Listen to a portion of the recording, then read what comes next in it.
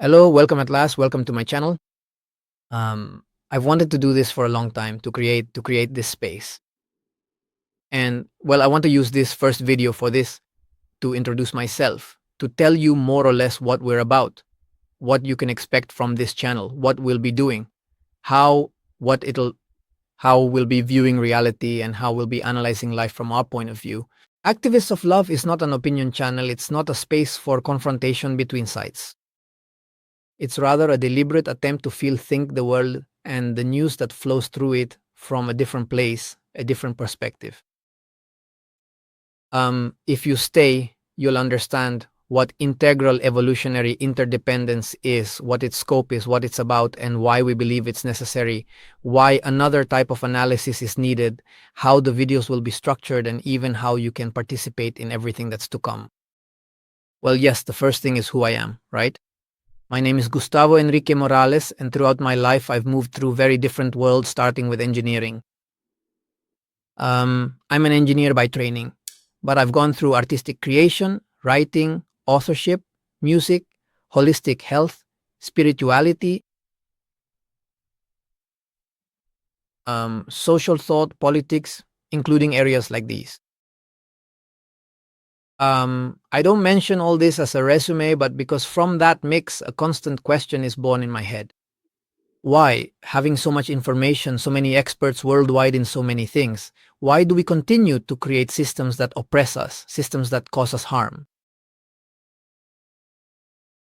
How to love each other? Why do all religions, the spiritual philosophies talk about love, the songs? Why is it so important? And why does no one know what love is? Why does no one explain that to us? Why is it so mysterious? Is it a feeling? What is it? And well, that has led me to develop what today we're going to know as integral evolutionary interdependence. Over time, as I told you, I understood that the problem was not political, nor economic, nor cultural. Many times, it's the framework from which things are being seen. We see life from where we're starting from. What is the foundation of where we look at life from? And if that framework is crooked, then obviously, well, even if we have good intentions, we're going to produce results that are not desirable.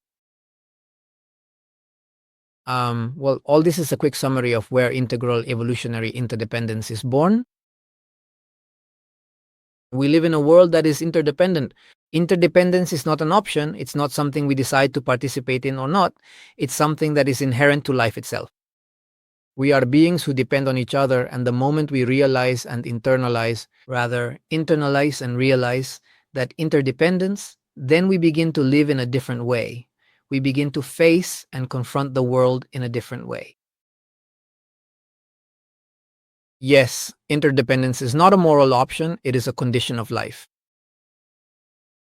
By assuming it, well, we see how what we see changes and how what we do changes, how we relate, it changes how we organize, it changes how what we consider progress, what we consider evolution, what we consider success. We begin to see life's goals more clearly, and therefore we start to do better. Integral evolutionary interdependence is an approach that is in development, and it's not just another ism. It is rather a lens for asking ourselves clearer and better questions before taking quick decisions and reacting. From this perspective, then, it's important for you to know that it's not about being neutral either. It's about taking a specific and very clear side, and it's the side of love and life. We will ask ourselves if what we are seeing serves life or deteriorates it. And when I say love, I don't mean romantic love, nor romanticism, nor cheesiness. It's not a pretty speech. I'm talking about active care for oneself, for others, for life. That's why the channel is called Activists of Love, because we want to practice a way of looking and acting that reduces harm and expands life, fulfillment. Why was Activists of Love born? Well, I've always been attracted to listening to news analysis and advances in different fields: geopolitics, education, health, technology, economy. But when seeing conflicts as well as the various shortcomings and limitations that all human beings inevitably suffer from, because all human beings, without exception, lack something essential in their lives, I've always felt a hunger to know what to do, what we can do with all this, how we can contribute to reducing those shortcomings, to achieving fulfillment. I've seen brilliant analyses from many people, but they often end up trapped in the same dynamic, the dynamic of sides. It's that dynamic simplified into my side is right, the other is the problem, and when they realize it, then everything will improve. And when that logic takes hold, even people with the best intentions end up justifying even harm and violence because they consider it necessary, inevitable, or just.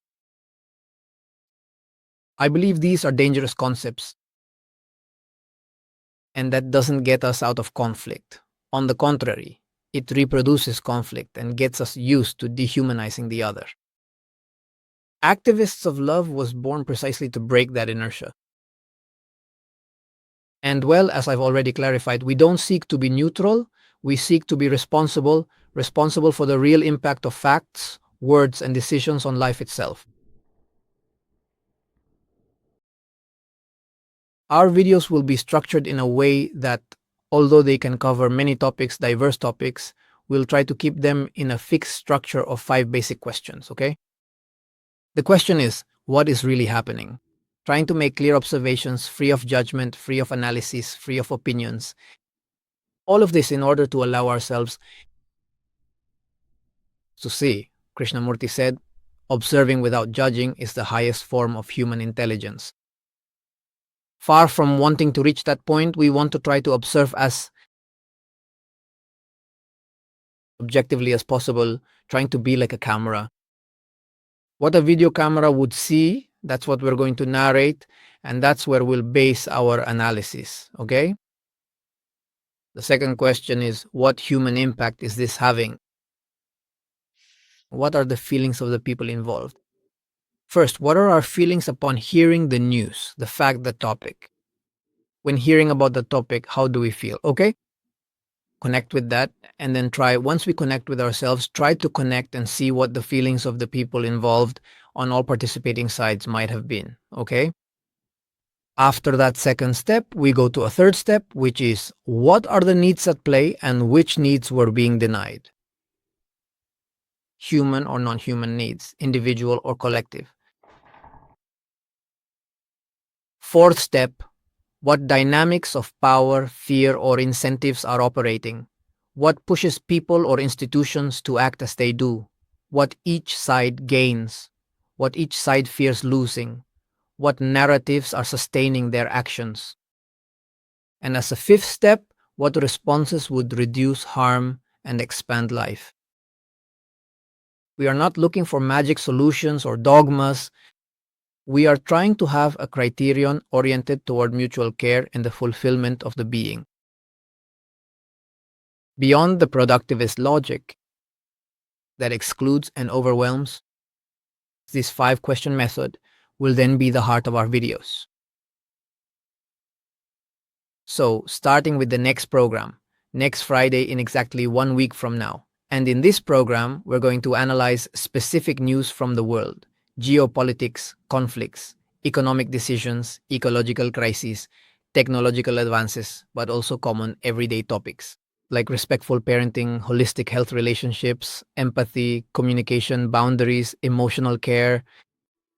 But yes, all framed within a fundamental question, which is, does this serve life or does it deteriorate it? And the idea is for us to build it together, okay?